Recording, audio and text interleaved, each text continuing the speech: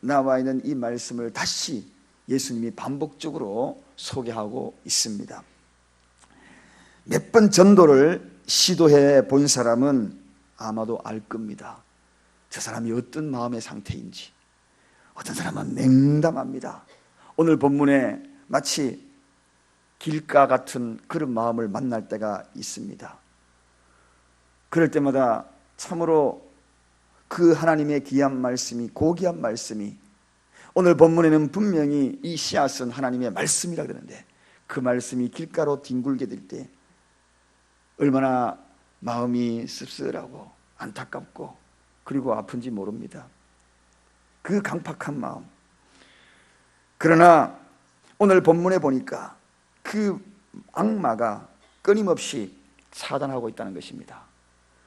마귀가 그 말씀을 듣지 못하도록 차단하고 있다. 어떻게 하면 좋은 땅에 떨어지지 못하도록 강팍하게 차단하고 있다. 그래서 사실은 이 복음 전도는 그저 여러분의 자녀에게 전한다 할지라도, 강팍한 남편에게, 친구에게 전한다 할지라도 강력한 거기에 차단하고 있는 그 세력을 알아야 한다는 겁니다. 오늘 그 이야기를 본문에서 이야기하고 있습니다. 한국의 과거의 탁구 여왕 그러면은 두 사람을 꼽을 수 있습니다. 누구를 꼽을 수 있겠어요? 복식조로 나가서 금메달 딴 두 여인, 양영자, 현정화. 양영자, 현정화.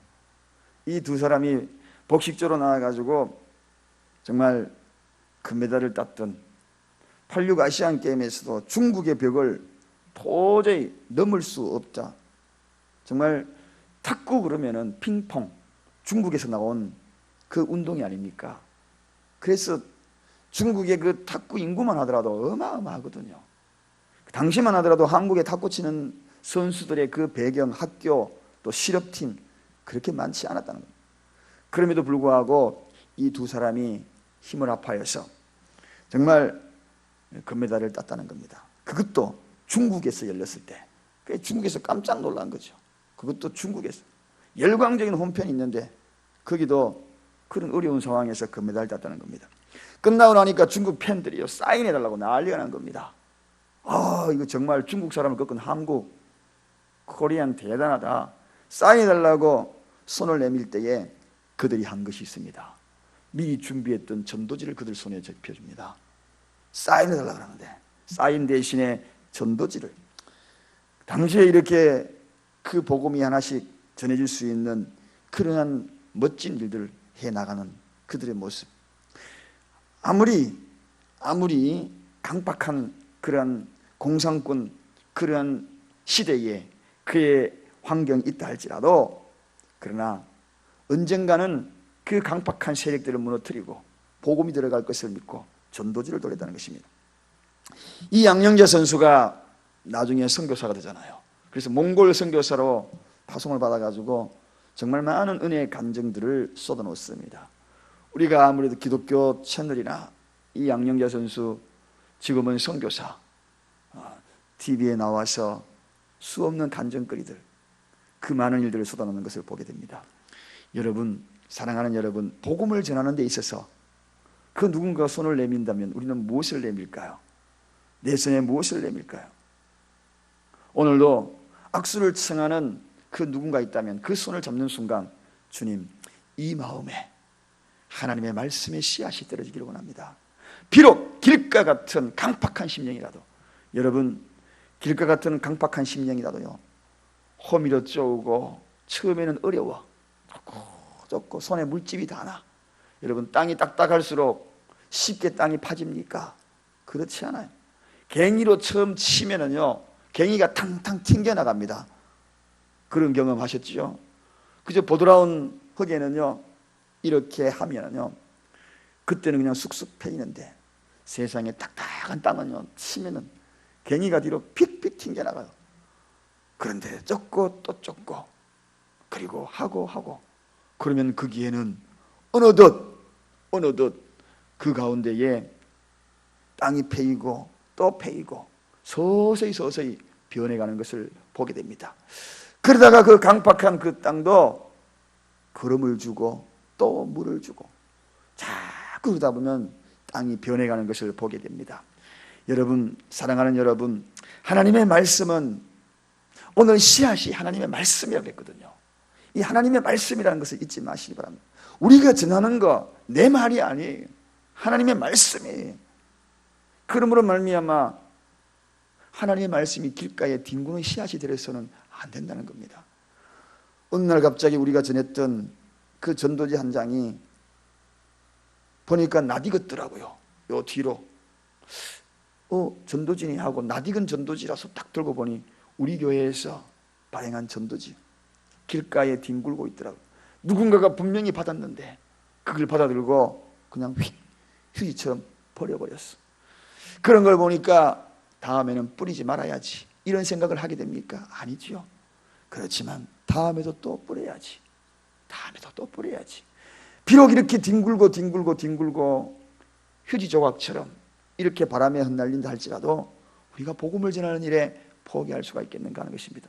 오늘도 하나님의 귀한 말씀들이 세상 가운데에 길가에 뒹구는 그런 안타까운 일들이 너무나 많아요.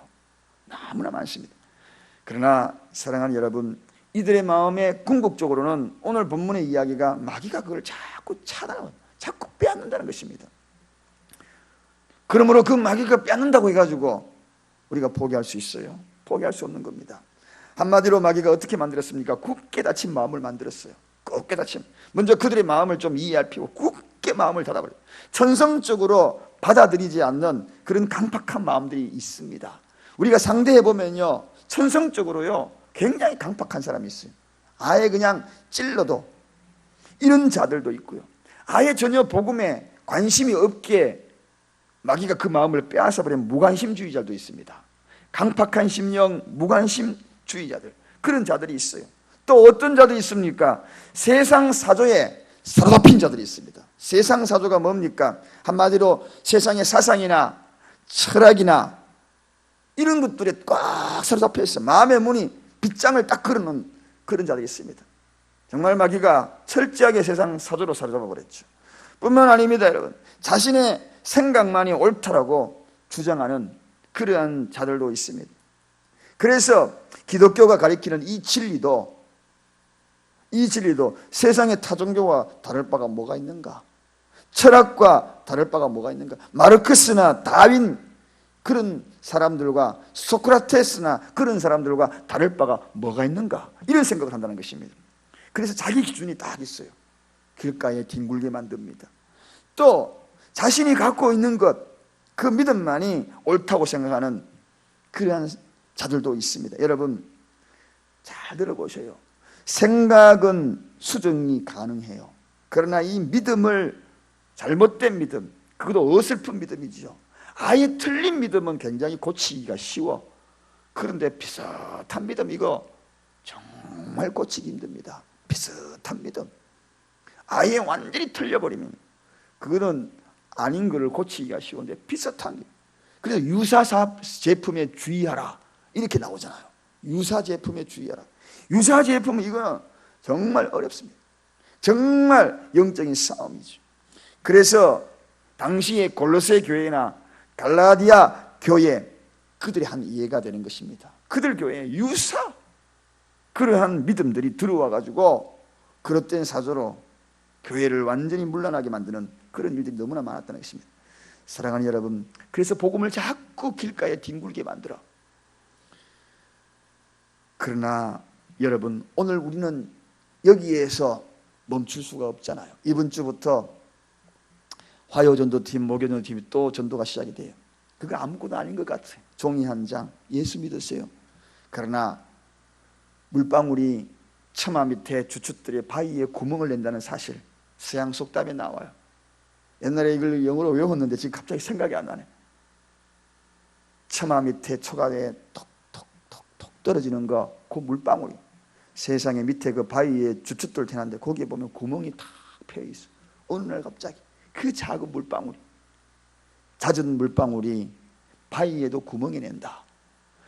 우리가 전하는 이 잦은 이러한 복음이 반드시 구멍을 내요. 일구고 또 일구고. 우리가 갖고 있는 이 호미는 세상의 호미와 달라요, 여러분. 세상의 곡괭이와 달라요. 우리가 갖고 있는 농부들이 쟁기를 들고 가는 것은 세상의 쟁기와 달라요. 성령의 쟁기입니다. 할렐루야. 그러므로 우리는 포기할 수 없어요. 오늘도 여러분 길것 같은 마음이라고 저렇게 강박한 사람, 저렇게 세상 소적에 사로잡혀 있는 사람, 저렇게 완고한 사람, 그런 사람에게 전해봤자 뭐 하겠나? 아니죠.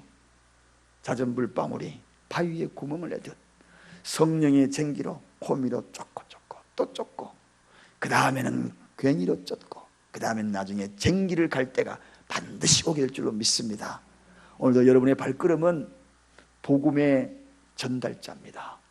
복음의 전달자로 그 고귀하고 위대한 생명의 말씀이 길가에 뒹굴어 떨어지지 아니하도록 오늘도 그 일을 행하는 저와 여러분의 시를 가득히 축원드립니다. 기도하겠습니다. 하나님 아버지 감사합니다. 살아 역사하시는 하나님의 말씀들이 오늘도 이렇게 길가에 이리 날리고 저리 날리고 뒹굴고 있는 이 모습을 바라보면 하나님 아버지 얼마나 안타까운 일이겠습니까? 그렇다고 하나님 우리가 포기할 수가 있겠나이까? 그렇다고 그 강팍한 심령이라고 여기에서 멈출 수가 있겠나이까? 우리가 가지고 있는 이 하나님의 말씀은 생명의 씨앗이요 하나님의 말씀이기에 오늘도 복음의 전달자로 또 나아갑니다. 내가 머무는 곳, 그 누군가가 나에게 손을 내밀고 내 손을 잡을 때마다 그 손을 통하여 복음의 전달이 이루어지기를 원합니다.